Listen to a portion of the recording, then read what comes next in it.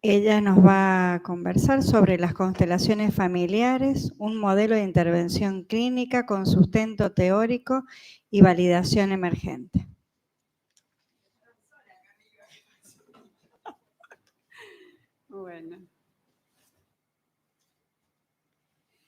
Bueno, muy buenas tardes. ¿Se escucha? Bueno, primero quiero agradecer mucho la gestión de Andrés, este encuentro. Agradecer mucho a Ezequiel, que también compartimos el avión desde Buenos Aires. Y bueno, y a todos los que se acercaron a compartir esta charla, este encuentro tan importante, tan valioso, para poder traer otra mirada de esto que se llama las terapias alternativas y que vamos a ver por qué para mí no lo son, o al menos las constelaciones familiares no están ahí, pero que creo que es muy importante poder conversar sobre esto y traer otras perspectivas. Bueno, espero no aburrirlos porque voy a tener algunos números también, pero voy a hacer todo lo posible para que sea llevadero. Primero quiero preguntar, no puedo ver a la gente que está online, pero después veremos ahí el chat. ¿Quiénes acá conocen qué son las constelaciones familiares? ¿Quiénes fueron alguna vez a un taller? No tengan vergüenza, acá no hay problema. Levanten la mano. Sí, con Tobias Holk. Así que levanten, así yo puedo ver. Bueno, hay varios que sí saben de qué se trata esto. Bueno, yo quiero contarles, bueno, me presento para los que no me conocen. Yo soy médica. Soy médica de formación, tengo diversas formaciones. Me formé primero como médica intensivista, médica clínica, me formé también como cardióloga. Siempre digo que la medicina me trajo hasta acá porque inicialmente en mi ejercicio clínico de la medicina, cuando empecé a encontrarme con pacientes, empecé a necesitar un espacio donde abrir lo que me estaba pasando humanamente. Esa apertura me llevó a un proceso personal, eso me llevó también a querer saber más de esto y empecé en paralelo con mis formaciones en la residencia a hacer formaciones en psicoterapia. Empecé con el psicoanálisis. Durante la carrera me fui un año a estudiar en Alemania y ahí conocí la medicina psicosomática, que es una especialidad que acá no existe. Allá la medicina tiene esa especialidad como también la psicología médica. Entonces fue empezar a unir esos puntos y cuando hice mi residencia, para mí fue muy importante tener siempre detrás mío esta pregunta sobre por qué alguien se enferma, qué le pasa a esa persona y no solamente mirar el objeto de estudio que es el cuerpo, ¿no? en la medicina. Así que esto fue mi viaje personal y a partir de eso investigué por muchos caminos, como les dije, en el psicoanálisis, en la terapia Gestalt, también me formé en Gestalt. Ahí conocí el abordaje de constelaciones familiares. Conocí a Bert Hellinger cuando empezó a venir a la Argentina. Él comenzó a venir a la Argentina en 1999, cuando Theo Boltzmann, que es una discípula directa de él, lo trajo por primera vez y bueno, ahí comenzó también a traer su conocimiento. Se abrió la Escuela de Constelaciones Familiares en Buenos Aires, que se llamó Centro Bert Hellinger de Argentina, entonces después cambió de nombre. Y desde ese tiempo empecé a conectarme con este trabajo, pero también investigué en otras líneas, porque a mí me pasa que siempre encuentro lo que falta en los lugares y entonces me pongo a buscar eso que falta y empecé a investigar sobre traumas y que me especialicé después en psicotrauma, en las terapias somáticas que abordan el trauma. Hice después una especialización en terapia de familia y de pareja, en psicología de la emergencia. Y voy a seguir y sigo estudiando porque me encanta y porque creo que esto que hacemos requiere también de un espíritu de investigación, de un espíritu creativo que sigue buscando. No hay nada resuelto, no hay nada cerrado ni dicho, al menos para mí, y esa es mi manera también de abordar esto. Tengo en Buenos Aires una institución que dirijo, que es el Instituto de Constelaciones Familiares y Abordaje del Trauma, donde también brindo talleres y hay formación. Y desde el año pasado soy presidente de la Fundación de Constelaciones Familiares de Argentina. Así que, bueno, en este proceso también siento que es muy valioso que podamos estar acá también, ¿no? Y estoy no solamente yo como profesional, si bien Andrés lo conozco desde ese lugar, sino como presidente de la fundación, también trayendo la mirada institucional. Bueno, a ver si me acuerdo cómo era esto.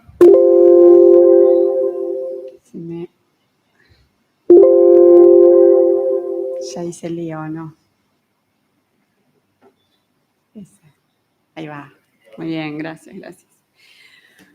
Bueno, y traigo esta primer pregunta, porque en realidad vamos a hablar de constelaciones familiares, pero yo quiero hablar también de lo que nos reúne a todos, ¿no? También a los colegas que estuvieron antes, porque yo creo que en el fondo todos estamos buscando otra cosa, no estamos buscando entender de qué se tratan estas teorías o técnicas, sino que estamos buscando maneras de entender el sufrimiento humano, ¿no?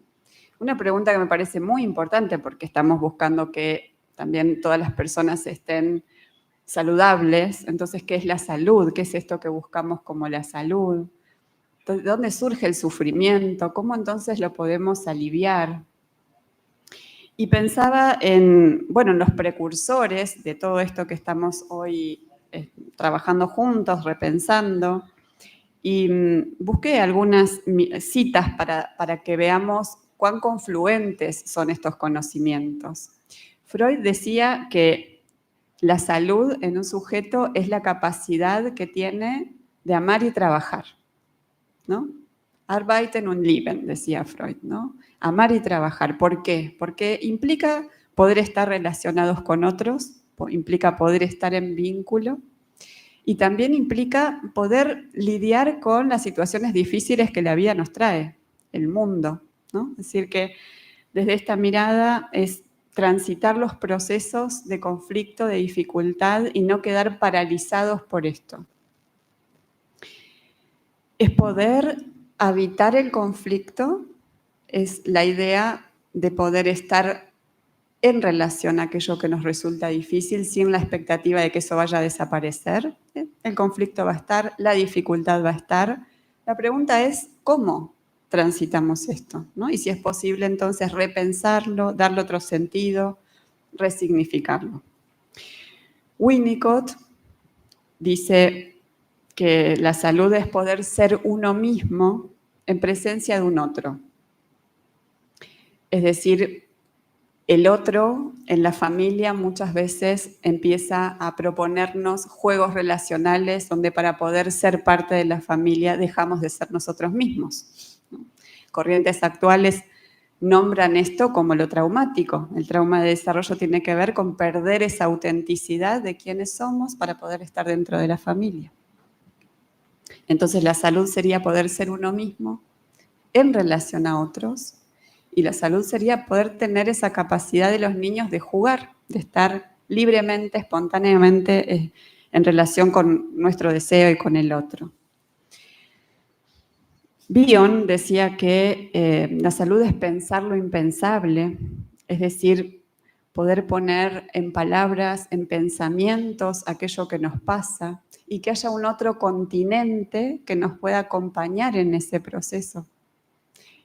Empieza a aparecer la idea de no estar solos en relación a esto que nos sucede y que haya alguien ahí que nos pueda acompañar a darle un sentido, a poner palabras en esto. Y voy a traer a Ferenczi, que es uno de los pioneros del trabajo con el trauma, que también decía que la salud es poder habitarse en el cuerpo y en la experiencia. Entonces pensemos si estamos sanos, ¿no? Si estamos pudiendo ser auténticos en relación al otro, si estamos pudiendo encontrar esta posición saludable frente a los desafíos de la vida, del amor, del trabajo, si estamos pudiendo estar en relación con otros y habitar nuestro cuerpo y nuestra experiencia de este presente. Entonces la salud quizás no es algo que todos tenemos, que está dado, sino que es más bien algo que de pronto podemos ir conquistando en ese trabajo personal del que tanto se habla y donde, por supuesto, la psicología es la base, ¿no? Es la base de poder empezar a mirarnos y a reconocer quiénes somos, de dónde venimos, qué nos obtura para poder desplegar nuestro propio movimiento y a la vez la posibilidad de poder lidiar con lo difícil. Y voy a traer otro sistémico que es un argentino, Salvador Minuchin, que decía que la salud en las familias es la capacidad de reorganizarse frente a los obstáculos, a los desafíos, a los cambios en el ciclo vital. Es decir, una familia saludable no es una familia que no tiene problemas, no es una familia que no tiene tensiones y hostilidades. Una familia saludable es una familia que puede atravesar juntos ese desafío. Reordenarse, reorganizarse, atravesar los duelos propios de los distintos momentos de todos los sistemas familiares. Bosormen Inashi, que es un psicoanalista húngaro que, bueno, es uno de mis preferidos, es un precursor también de Bert Hellinger, como todos los que estoy nombrando, traía el concepto de la ética vincular. ¿No? Decía, para que una familia sea saludable, tiene que haber una forma de justicia. Naturalmente, los sistemas familiares buscan la justicia, el equilibrio entre las generaciones, ¿no? Esta es su investigación de 30 años con Geraldine Spark en Lealtades Invisibles. Y Bert Hellinger decía que la salud es reconocer nuestro lugar en el sistema familiar, es poder tomar lo que viene de nuestros padres y de nuestros ancestros, tal como viene, y asentir a ese destino que nos toca, tal como nos fue dado. Y esto a veces se toma como el inicio del camino, y en mi perspectiva esto es más bien la frutilla del postre, ¿no? Es aquello que, bueno, vamos cultivando en todo el proceso que vamos haciendo al poder integrar esa mirada sistémica, pero es más un punto de llegada que un punto de partida. Entonces, ¿qué es el sufrimiento? Estamos hablando de la salud, ¿no? ¿Y qué es el sufrimiento? Bueno, todos los autores finalmente van hablando de distintas cuestiones, pero hay un punto donde coinciden, ¿no? Que el sufrimiento, dice Freud, es ese conflicto inconsciente entre las tensiones, ¿no? Entre la pulsión y la prohibición, entre el pertenecer y la cultura, y lo que la cultura nos exige, entre las dinámicas de vida-muerte. Estamos en esa lucha, ¿no? Entre dos fuerzas, pero que en principio son movimientos inconscientes, y que la posibilidad de ser consciente esto que en realidad nos está generando sufrimiento es lo que nos lleva al alivio, ¿no? No a la desaparición del dolor o al destierro del sufrimiento, sino a la conciencia de qué se trata esto que nos está obturando. Bueno, puedo leerles muchas cosas y hablar mucho de esto, pero quizás lo más importante es que podamos reconocer que aquello que en realidad podemos pensar como la salud es un proceso que tenemos que hacer y que estamos más en contacto con lo que nos hace sufrir y más enredados y en este sentido multi y sobredeterminados que libres y sanos, ¿no? Entonces, poder reconocer esta naturaleza compleja es parte esencial del proceso que tenemos que hacer. Y esto, que quiere ser una especie de árbol genealógico de todos los autores que están presentes en el trabajo de constelaciones familiares, porque Bert Hellinger, que bueno, es ese señor que ven abajo en la foto, como en el tronco del árbol, Bert Hellinger es un filósofo, un pedagogo, un teólogo nacido en 1925 en la ciudad de Leimen, en Alemania, y es un buscador. Para mí es un hombre de conocimiento, es un hombre que, en el sentido estricto de lo que hablábamos hoy, es un hombre de ciencia, porque fue un gran interpelador de sus propios descubrimientos. Él mismo hizo cambios muy profundos en su trabajo a lo largo de más de 40 años, ¿no? Los primeros trabajos de Hellinger eran muy diferentes a los últimos, hizo todo un proceso de transformación de su trabajo. Pero él no descubrió esto solo. En esto que les digo que era un hombre de conocimiento, primero fue una persona que tuvo una vida difícil, vivió la Segunda Guerra Mundial, fue enlistado en el ejército a los 16 años, fue prisionero del ejército inglés cuando la Segunda Guerra Mundial. Luego de eso se fue durante 16 años a Sudáfrica como misionero. Estuvo allí trabajando con tribus nativas de Sudáfrica, en particular con los zulúes, y él nombra esto como un tiempo muy importante en su proceso, por todo el aprendizaje personal en una cultura tan diferente a la nuestra. Luego de eso se retira del trabajo religioso, se casa, se va a vivir a Estados Unidos, está varios años en la época de las vertientes y la exploración en las terapias psicológicas en Estados Unidos, en Palo Alto. Conoce el trabajo de Bosormen Inashi, conoce el trabajo de Virginia Satir, de Moreno, de Minuchin en esa época. E investiga todo esto, ¿no? Conoce también el análisis transaccional, eso está muy presente en su trabajo. Bueno, yo estoy poniendo acá todas estas fotos, ¿no? Para nombrar por dónde anduvo él también, ¿no? En su propio camino. Su trabajo desde la fenomenología de Husserl también busca entrar en un ámbito de conocimiento que era distinto al trabajo cientificista, ¿no? Es el poder dar lugar al conocimiento por la experiencia. Y es todo un tema esto en constelaciones. ¿Dónde está la fenomenología? ¿Está en el campo? ¿Está en el consultante? Para mí, la fenomenología es el momento donde la persona que está haciendo su trabajo puede estar en contacto con un aspecto de su mundo interno representacional que se expresa, ¿no? En ese universo de personas que están afuera y que de pronto toman la configuración de su sistema familiar. La fenomenología está presente, está también presente el trabajo de psicoanalistas que trajeron conceptos muy valiosos sobre lo que también aparece en constelaciones familiares, como son Nicolás Abraham y María Torok, ¿no? Que hablan del concepto de cripta familiar, de fantasma, cómo se pasa transgeneracionalmente aquello indecible, innombrable, porque no es posible en los sistemas familiares. Y piensen ustedes de dónde vienen, piensen 2 generaciones atrás. Argentina es un país que ha recibido inmigrantes que venían de las guerras, de las hambrunas, de traumas sociales, familiares e individuales, que por supuesto no quedaron allá, no quedaron en Europa, en Asia, en Medio Oriente.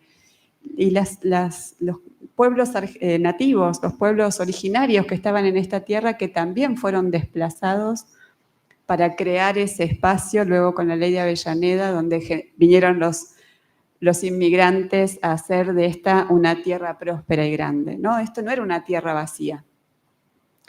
Entonces, esas capas de trauma social, de trauma familiar, están presentes en los sistemas, en sistemas familiares que no tenían recursos emocionales para poder abordar esas enormes heridas, ¿no? Heridas de separación, heridas de violencia, de abandono, de desarraigo, desgarros de todo tipo.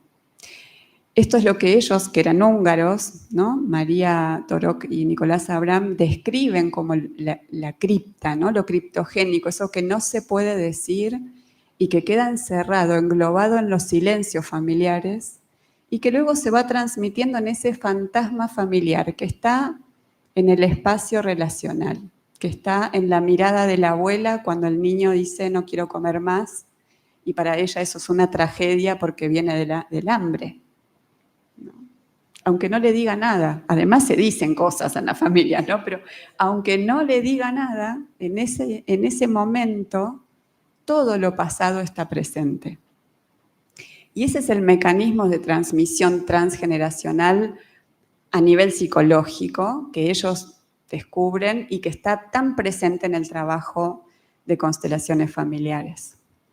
Bueno, por supuesto están los sistémicos, ¿no? Está Salvador Minuchin con muchísimos conocimientos relacionados a los límites, a las fronteras familiares, a las jerarquías. Esto está muy presente en el trabajo de Hellinger. Está la circularidad de la escuela italiana de Palazzoli. Está el trabajo de Pichon Rivière, otro argentino, que traía el concepto de emergente, emergente social, emergente familiar. Las familias también operan de ese modo, operan con cargas sistémicas que se van manejando en el mundo inconsciente y donde aparece la posibilidad de expresión de ese contenido es en uno de sus miembros, ¿no? Por eso Minuchin también decía que una familia saludable es la que logra, y Rivière dice lo mismo, es la que logra reordenarse sin cargar, sin depositar aquello que no puede elaborar en uno de sus miembros, sino redistribuyendo esa carga entre todos a través del trabajo consciente de la familia. Bueno, por supuesto está Virginia Satir, porque la escultura familiar también fue muy importante como descubrimiento de Hellinger, ¿no? El posicionamiento de los representantes de otro modo, porque lo que él descubre es que si en lugar de dejar a los representantes conectados con una novela o con un guión familiar, como también ocurre en el psicodrama de Moreno, simplemente se los deja estar en su rol, ¿no? Haciendo un vacío interno, ¿no? Un espacio de escucha de ese momento presente, los representantes empiezan a sentir algo, ¿no? Ese es uno de los settings del trabajo de constelaciones, que después les voy a contar los que hay, pero en este descubrimiento de Bert, lo que él dice es, a diferencia de la escultura, el representante trae una información, no le estamos dando una información, que también es valioso, digo, son todos recursos muy interesantes, ¿no? Solo quiero diferenciar el psicodrama o la escultura original de lo que sucedió posteriormente, pero él se inspiró también ahí. Bueno, y por supuesto el trabajo junguiano en relación al inconsciente colectivo y desde ya, por supuesto, el padre de todo lo psicoterapéutico y por supuesto del psicoanálisis, que es Freud, ¿no? Que hoy escuchaba al licenciado Samat hablar, ¿no? De cómo sería encontrarnos hoy con Freud. Y seguramente muchos de sus recursos, ¿no? La hipnosis que él utilizaba en aquel tiempo era escandalosa, ¿no? Era impensable lo que él se animaba a hacer, ¿no? O dejar hablar a una persona y que hablara de cosas que en ese momento estaban vedadas, como era la sexualidad. Hoy todo esto estaría ampliamente penalizado. Entonces, animarnos a dar algunos pasos en algunas nuevas formas de conocimiento quizás sea necesario justamente porque sabemos que esa apertura nos trajo enormes beneficios como humanidad, ¿no? Gracias a esa apertura y al esfuerzo que él hizo de seguir adelante con todo lo que le costó, hoy estamos hablando de todos los desarrollos posteriores de tantas personas.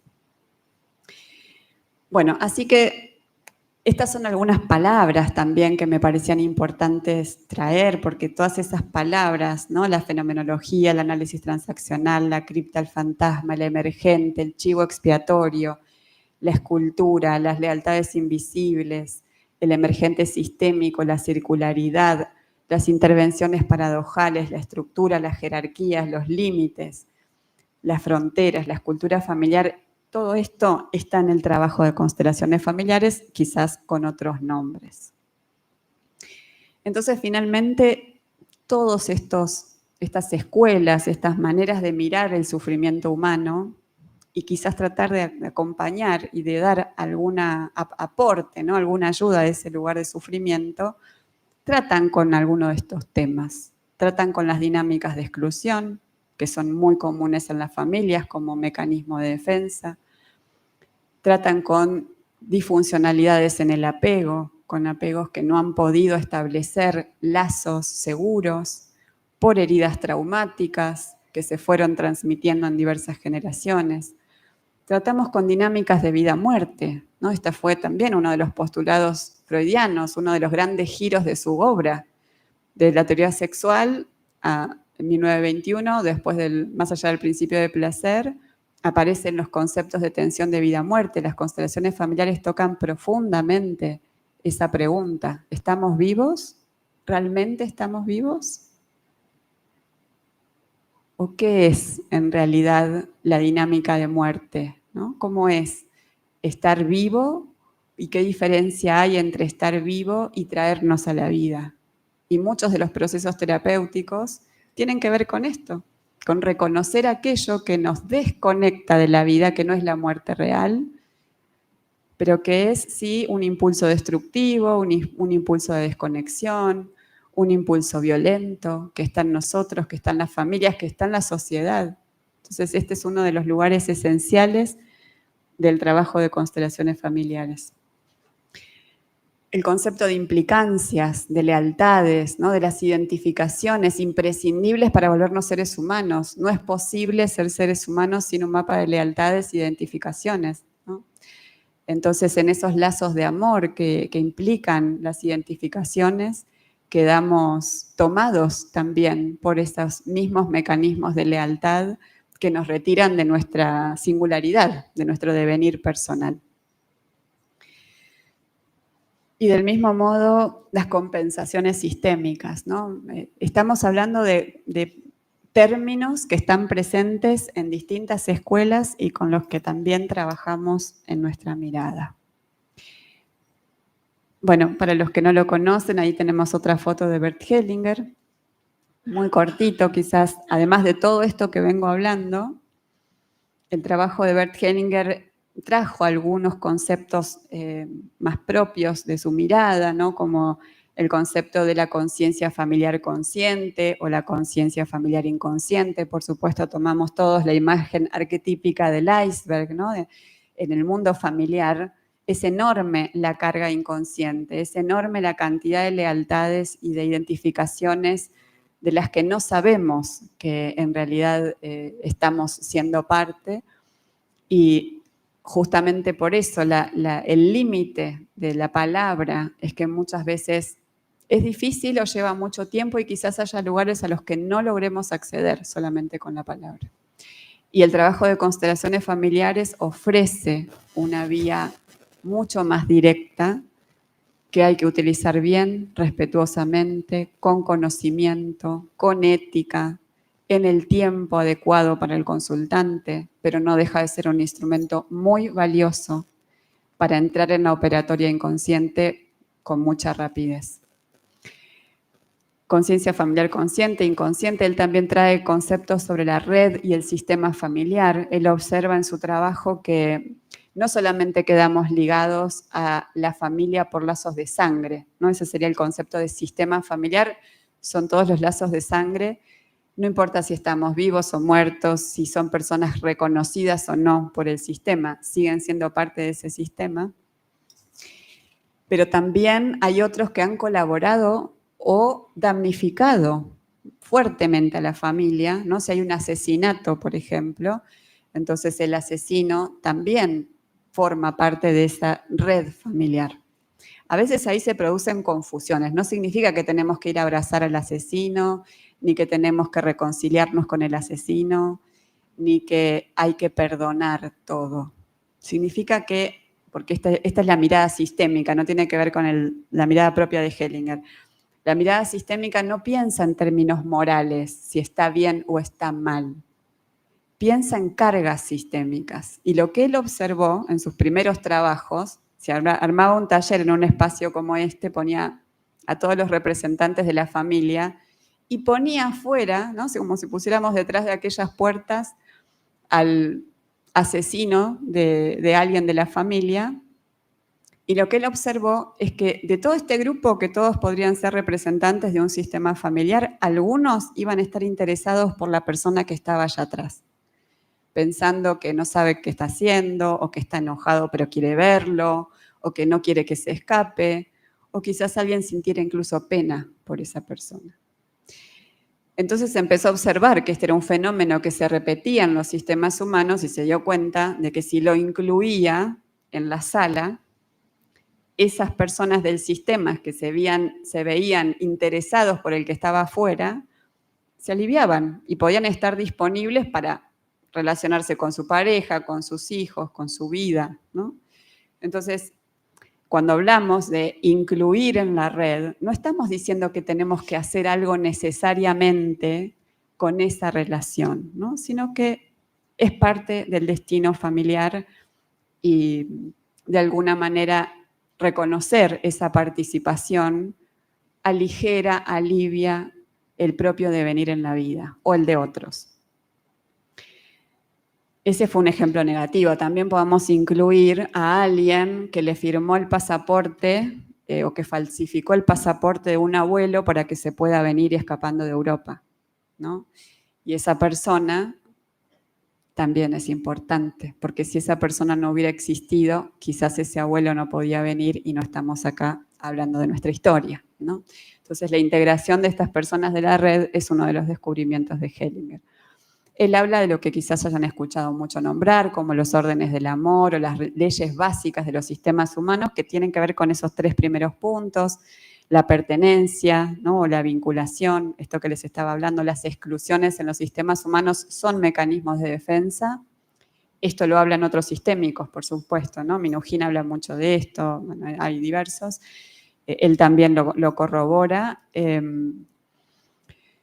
Entonces, la exclusión es un mecanismo de defensa y necesitamos trascender la defensa, porque si permanecemos en un mecanismo de defensa cuando esto ya no es necesario, estamos sosteniendo un síntoma, no un lugar de solvencia sistémica. Entonces, es muy importante revisar la pertenencia, el equilibrio entre dar y tomar en las diferentes relaciones, las normas y leyes de las familias, conocerlas. Es muy importante esa pregunta. ¿Cuáles son las normas de mi familia? ¿Mi familia se mira bien a los que estudian ciencias duras y se mira mal a los artistas, por ejemplo, ¿no? Entonces, si mi impulso es el de ser bailarina o pianista, va a ser difícil para mí sostener mi propia vocación, ¿no? Voy a tener que lidiar justamente con estas normas y leyes familiares y muchas veces poder lidiar con eso implica aceptar un cierto monto de culpa por poder hacer eso que deseo y no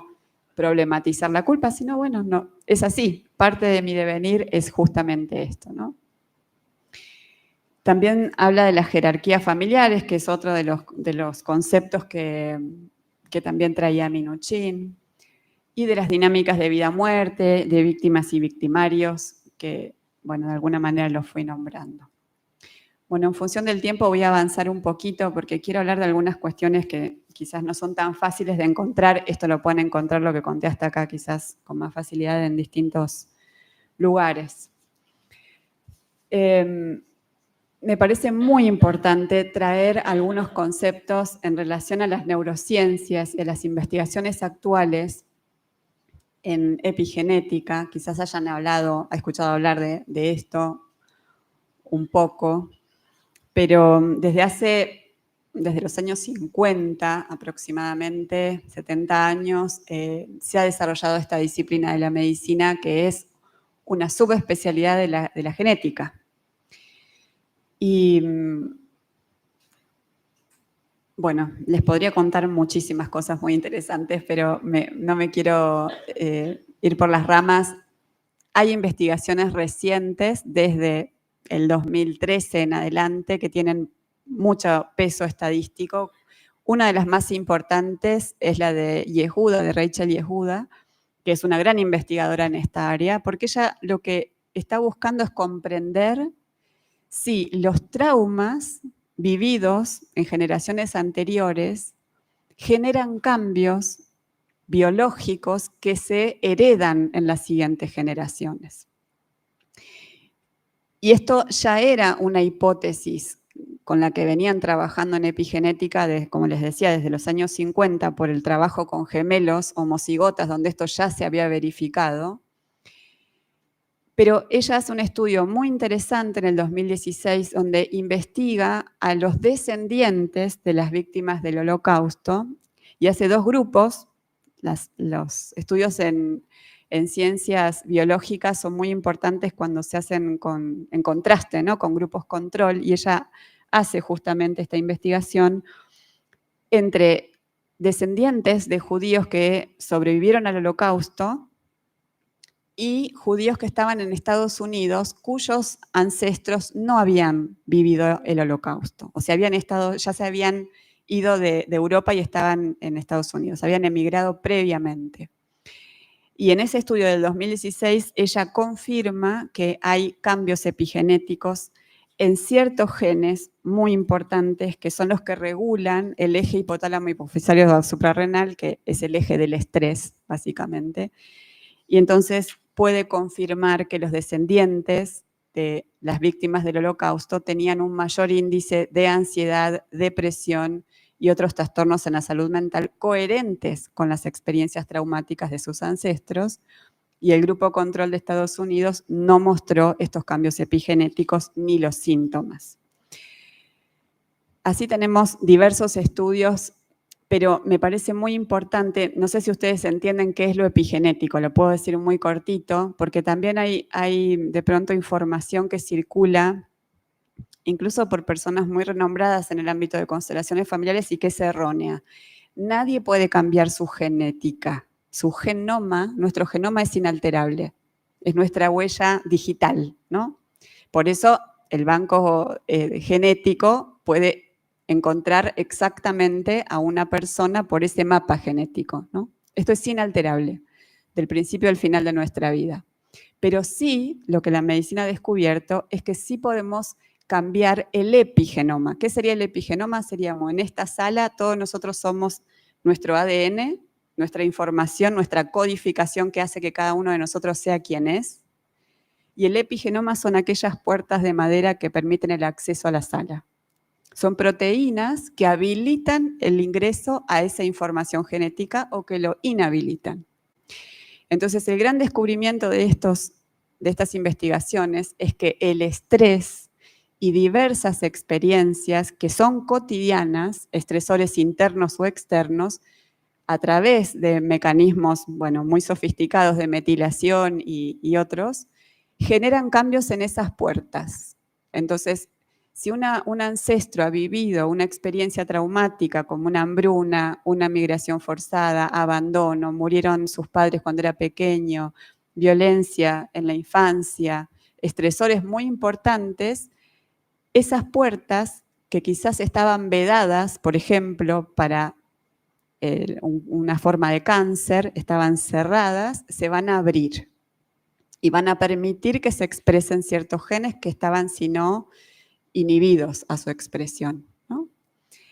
Entonces, esta es un aporte muy importante porque esta también es una forma de explicar. Sabemos que las ciencias duras llegan tarde, porque esto ya lo sabemos, lo estamos hablando desde hace más de 100 años, que Freud también estaba hablando de estos mismos conceptos. Las ciencias duras llegan más tarde porque tienen un trabajo mucho más complejo, pero vamos confluyendo hacia los mismos lugares, ¿no? Es decir, está ya muy validado en el mundo científico que los traumas producen experiencias, las experiencias traumáticas producen cambios biológicos observables y que esos cambios se heredan generacionalmente. Y un estudio muy reciente del año pasado, del 2024, también trajo la información, ahora les voy a dar una buena noticia, de que el trabajo terapéutico, por supuesto, sostenido en el tiempo, un trabajo que realmente genere nuevas comprensiones, lazos estables de seguridad, que son las bases para el trabajo con el trauma, también pueden producir cambios epigenéticos positivos. Es decir, el epigenoma también se puede modificar positivamente. Todavía no se sabe si eso también se transmite transgeneracionalmente, eso es algo que hay que observar. Entonces, si nosotros logramos hacer un cambio epigenético en una huella que quizás desconocíamos en nuestra historia familiar y la empezamos a poder integrar y procesar, para nosotros esa huella ya empieza a ser una cicatriz que cura y quizás también esto se pueda observar en las siguientes generaciones. Bueno, ¿cuánto tiempo tengo? No sé a qué hora nos tenemos que ir. Bueno. Quiero ir ahora brevemente a la evidencia que hay sobre el trabajo de constelaciones familiares, que alguien había dicho, ¿no? Que en constelaciones familiares hay mucho conocimiento, y sí, hay mucho conocimiento, pero también hay muchos estudios de investigación a la fecha. Tenemos 3 estudios de descripción de caso único, hay un estudio de caso controlado, otro de caso controlado y aleatorizado con muestras pequeñas. Esto es muy importante, los casos control, porque le dan mucha rigurosidad. Hay estudios descriptivos y hay ya un metaanálisis, que es una revisión sistemática. Hay 6 estudios con muestras grandes de pacientes. Bueno, no sé si van a llegar a leer acá, la letra es un poco chica, pero quiero nombrar algunos de estos estudios, como el de Weinhold, que es del 2013, que reunió a 208 personas que participaron de seminarios grupales de 3 días, seminarios con retiro, y se hizo un seguimiento. El seguimiento se hace con encuestas, con cuestionarios. Son cuestionarios validados para los estudios científicos, y este trabajo mostró mejoras en el funcionamiento psicológico de todos los participantes y no mostraron efectos adversos. Otro trabajo del 2014 de Hunger, también de 208 personas, el mismo método, un seminario grupal de 3 días con un seguimiento de 2 semanas y de 4 meses, mostró mejoras en las relaciones familiares y sociales. Ahí el tipo de seguimiento fue con el cuestionario EXES.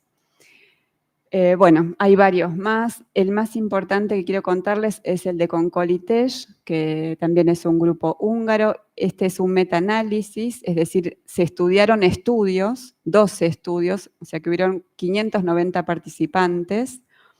También se hizo un cuestionario de seguimiento que fue variable, y también hubieron mejoras significativas y efectos adversos leves entre 5 y 9%. Hay niveles de evidencia, acá. En investigación siempre se muestra la evidencia desde estudios pequeños a la máxima evidencia, son los metaanálisis. Entonces, mostrarles acá todos los estudios de investigación que hay, que están publicados, por supuesto, en revistas científicas. No es que alguien se puso a investigar por su cuenta, que también puede ser valioso, pero quiero decir, estos estudios tienen toda la rigurosidad científica necesaria para que una revista publique. Esto es muy difícil, es decir, que una revista nos publique no es sencillo, requiere múltiples estándares que hay que cumplir, ¿no? Así que estos son todos los estudios. Hay ahora algunos más nuevos que no los llegué a agregar acá, pero estos son los más viejos y más reconocidos. Bueno, para mostrarles un poquito de dónde saqué las fuentes, de PubMed, de revistas internacionales.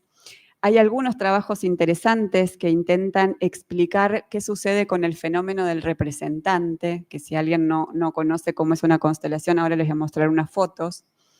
Y entre ellos hay un investigador de España, Gonzalo Jiménez, que también es parte de un grupo de investigación que estamos creando entre la Fundación de Constelaciones Familiares y la Asociación Española. Estamos haciendo un trabajo multicéntrico, estamos en la previa, ¿no?, de todo esto, y Gonzalo hizo una publicación también en una revista científica sobre este fenómeno del representante y las distintas maneras de tratar de entender qué sucede en los representantes, ¿no? Que, bueno, la verdad es que no sabemos exactamente qué sucede, y esto también es importante decirlo. No se sabe a ciencia cierta. Sí sabemos lo que sucede en los representantes en el momento en el que representan, ¿no? Ahora les voy a mostrar unas fotos para que los vean. Ay, yo estoy como con distintos tiempos acá y allá. Esperen, quiero mostrarles las fotos y vuelvo luego acá. Esto sería alguno de los ejemplos, ¿no?, de cómo se puede trabajar en un taller, ¿no?, donde hay representantes que son elegidos en general por la persona que está haciendo su constelación. Este es el setting de trabajo en taller, ¿no? Hay distintos settings.